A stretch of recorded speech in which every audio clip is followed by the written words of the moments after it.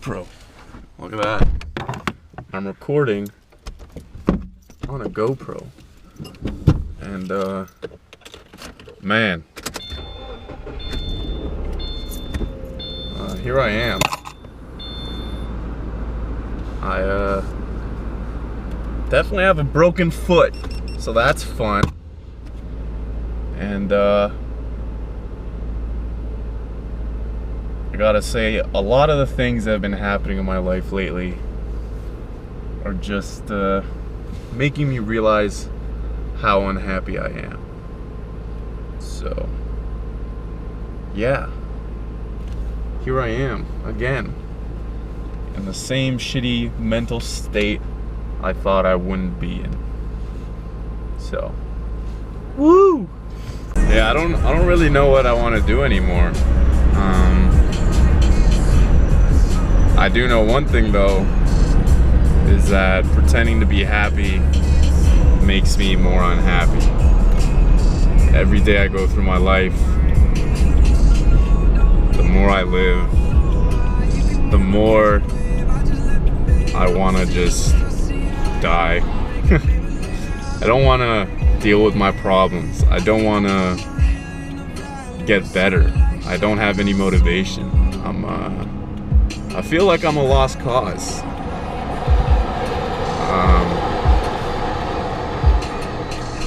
Yeah, and I guess I'm trying to do the right thing right now and removing myself from my room that I've been in all day. I mean, I slept from 10 a.m. to 7 p.m. and when my dad came into my room today and asked me, why were you in bed all day? I said, oh, it's because my leg, my leg that I hit when I crashed my bike the other day is still really hurting, and I needed to heal. And I straight up lied straight to his face. I mean, if I really wanted to, I could have been up all day and doing stuff, but I didn't really feel the need to do that. I just didn't want to deal with anything. And I decided that right now the healthiest thing for me to do was go see my friend. And hopefully that will help me out. Hopefully I'll feel better.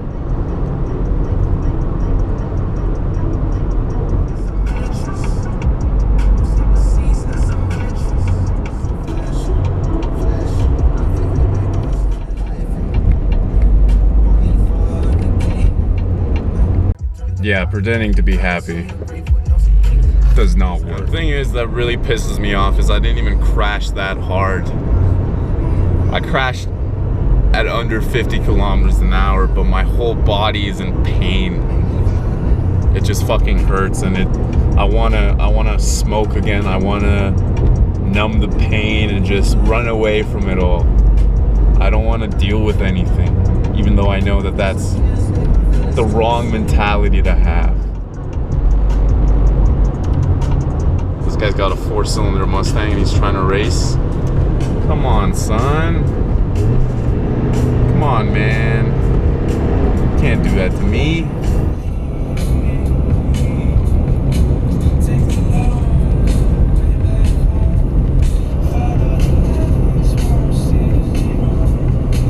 I mean, I've tried a lot of things, especially when it comes to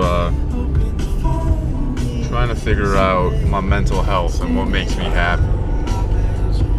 I've gone to therapy, I've gone to counseling, and so far what I've realized is that it's helped me a bit, but a lot of it was fucking bullshit.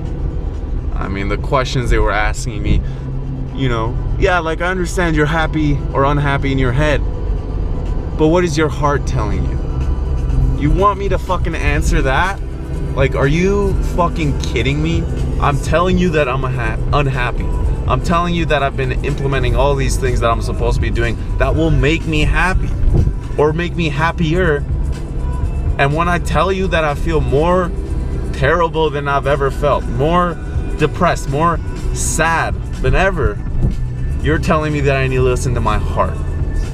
How the fuck is that gonna help my situation? I'm here with my buddy Parson now. And I got a question for you, Parson. No video of me. No video of me. I got a question for you. Parsa doesn't want to be in the video, but I'm with my buddy Parsa, and I want to ask him a very important question. Are you happy? I'm happy when I'm with my friends and family. And That's I'm a good doing what I answer. love. That's it. That's a good answer. So, the homeboy is taking a dump right now. But, man, I feel like life is just serving me a pile of shit right now. Had the motorcycle accident.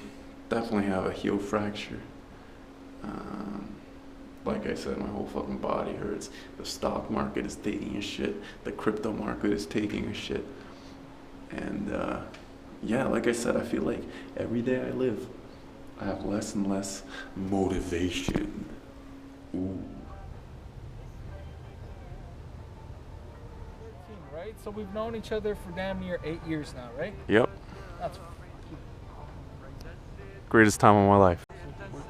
I mean, I've made mistakes in my life, but I wouldn't have it any other way, right? Wouldn't have it any other way. Are you a revolutionary? No, not yet. Not even. Not close. yet? No. Are you kidding me? The time will come. I'm literally a fucking. When it comes to that, I'm a pretender. We're only what, 22, 21. We're still young. We still got time to change the world, right? Change the world. You just gotta do your best, man. One step at a time, even though it's on a broken foot. Bro, seriously. I just want to see how it'll turn out. There's this American political scientist called Norman Finkelstein. Yep. Do you know him? Nope. So. My late father was in Auschwitz concentration camp. My late mother was in Majdanek concentration camp. Every single member of my family on both sides was exterminated. Both of my parents were in the Warsaw Ghetto Uprising. And it's precisely and exactly because of the lessons my parents taught me and my two siblings that I will not be silent when Israel commits its crimes against the Palestinians. And I consider nothing more despicable than to use their suffering and their martyrdom to try to justify the torture, the brutalization, the demolition of homes that Israel daily commits against the Palestinians. So I refuse any longer to be intimidated or browbeaten by the tears. If you had any heart in you, you would be crying for the Palestinians, not for what's been done. I don't care for the crocodile tears. And everybody was like, boo, boo. And it was just like, oh, no. And that's when he started on this rant. He just shut them the fuck up, bro. You know, he's good, right? He's like, good. That's good shit. He's good. But again, like, when it comes to the Israel-Palestine conflict, I feel like I'm still not informed enough to talk about it. And what I hate... If you want to have a conversation about it later, not tonight. Oh, yeah, I know. I can give you a full deep dive on why it's not like a both sides perspective thing. I just want to be more informed, and I think that's part of life. Is just, even if I'm wrong and I can learn from my mistakes, that's the biggest thing. There's a lot of people that care or that pretend to care about these things when they don't actually care. Oh, always. Right? And it's part of this whole movement, right? The atrocities in Israel and Palestine have been going on for months, and only now. Months, bro. They've been happening for a very long time. Yeah, exactly. Not like the thousands of years the media likes to say, but since Israel came into being, literally. Yeah. So the fact that now it's becoming, and this is what I hate about it, like the whole Black Lives Matter movement, this whole Israel-Palestine thing, is literally a trend at this point, and it's disingenuous. Here's the thing, if it has real material consequences, and at times it does, they basically co-opted the BLM movement and turned it into identity politic bullshit. The government did, not the people. The people are still struggling. It's not over. It's just not in media attention, like you say. There's not much social capital now being invested into that. Because you don't get enough like social points for activism, you know? But like one history course, that's it. That's literally all it takes. And it's kind of sad because it only takes one history course for you to like literally figure out how much propaganda and ideology play with, you know, genocide and ethnic cleansing, where you dehumanize the terrorist other, the mysterious Oriental that's trying, all these Arabs trying to kill the Israeli. Why do you wonder that the European Jewish history has been emphasized beyond the Arab Jewish history, which is possibly just as important. It is just as important. And the majority of Jews in the Palestinian-Israeli region are Mizrahi Jews. They're Mizrahi, literally Oriental Jews. They're from like Arabia, like North Africa, like all these different places. Yeah. Why do you wonder that only the narratives pertaining to European Jews take up the conversation? Why do you think Zionism developed as a late 19th century ideology, the same time where empire was literally at its highest point when it came to its ideology?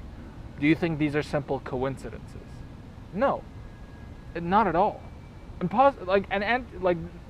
Zionism, its foundations, proto-Zionism, were being developed even before that by a lot of evangelical Christian sects within the UK.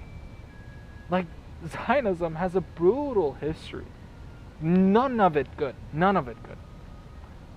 What happens to that entire group of people? They're misidentified. They have to pick sides. Their nationalities are reduced. Their identities are put into a state of just like complete disrepair. Yeah. So what happens to them? They get played in a part. They're tools at the behest of colonization. I would say at this point they're just actors that the media can use for propaganda.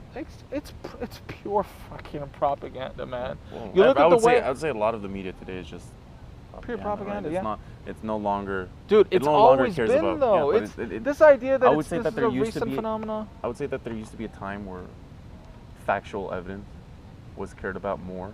Never try to consider it. Liberals, conservatives, all these fucks we try to put on a spectrum. Like they're even fascists. They're more accepted in the system than fucking. For example, when it comes to the political spectrum, I inherently have an issue with that model because then people, they feel that I think if anything, it stops people from growing because then they're like, okay, I'm on this side of the spectrum. This is where I belong. I have to, align myself with these beliefs.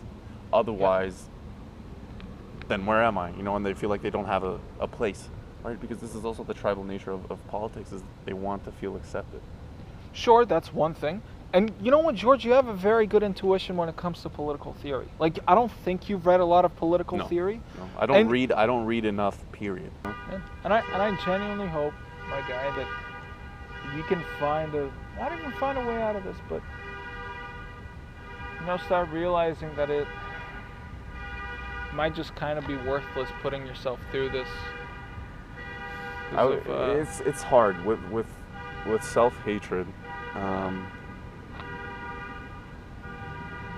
I don't know. It's like I don't like delving into my own sadness and self-pity, but at the same time, sometimes I just can't control it. I try to think positive thoughts. I try to be happier, right? Do you ever find yourself actively ignoring things that you could see as being a sort of reflecting point on your entire existence at a given moment in time? Like if you read this book or you search this on the internet or you go to the doctor for this or you do this or that you'll find out something and it'll ruin you in a way. It'll ruin your worldview. So I would say I'm not worried about my worldview because I think my worldview so far is pretty concrete. It's pretty logical. I like to think about things rationally in that sense. I know that I still do irrational things and I still behave irrationally when it comes down to certain instances. But I think that's also what makes us human, right?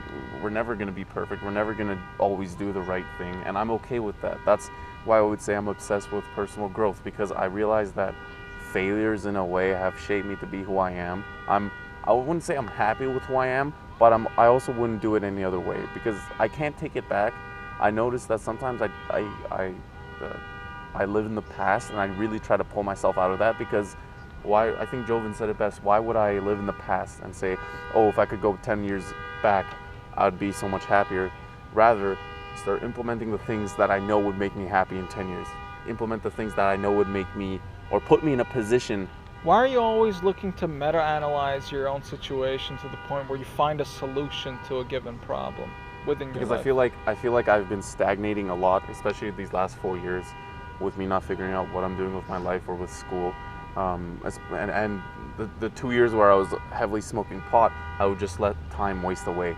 I would just do I would do the things that I felt necessary, like my schooling and my work, and then whenever I'd have free time, I wouldn't use it to improve myself. I would just smoke weed and watch shows and just do stuff that made me happy, right? Or at least what I thought made me happy. Just hedonism. Right? Yeah, sure. And I mean, I could say that the animes I watched taught me important stories and they taught me important worldviews because they do get deep. There are topics on there that certain shows do not explore, right? That's yeah, I'll check it out. But for example, what I like about anime is that the amount of scenarios and situations that are able to be created in that I would say art form. Some people may disagree. Is very diverse. So it can these motherfuckers. Bro, what the fuck? Turn off your fucking alarm. Holy shit. But you know, the topics they explore, the moralities they explore, the human interaction that they explore is very intriguing. So if you can get over the fact that it's in Japanese, because sometimes it can be very cringy in my opinion.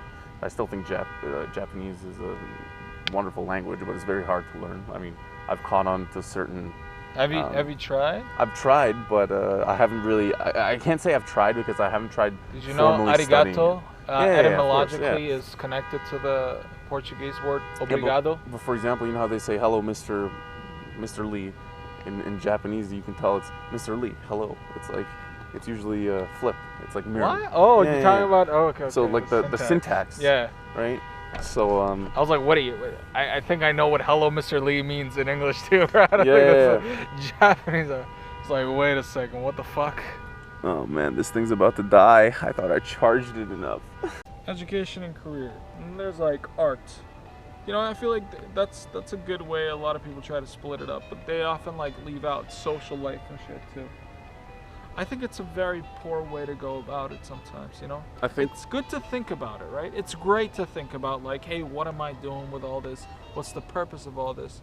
But just letting those questions come without trying to address them, or at least not address them in a way that's like, you know, like makes you go crazy and question like literally every aspect about your life, like in a very poor way where you're not building on it, or you don't reach a certain level of absurdism that you're like, you attain a sort of, you know, like Camus-esque perspective on life. But again, I like how you're talking about art. I think I've become more obsessed with art, and when it comes to, for example, even me putting these little videos that I want to put together, it's like I'm telling myself I'm gonna do something, and then I do it, and it feels good.